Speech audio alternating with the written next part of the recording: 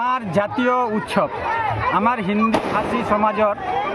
ইটো এটা আমাৰ বিৰাট ডাঙৰ পৰ্ব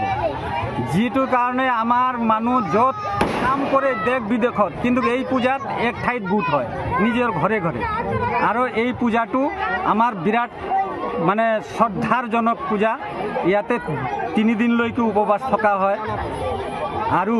আমাৰ এই পূজাৰ পৰা আমাৰ মানুহৰ এটা দৃঢ় বিশ্বাস যেটো নাকি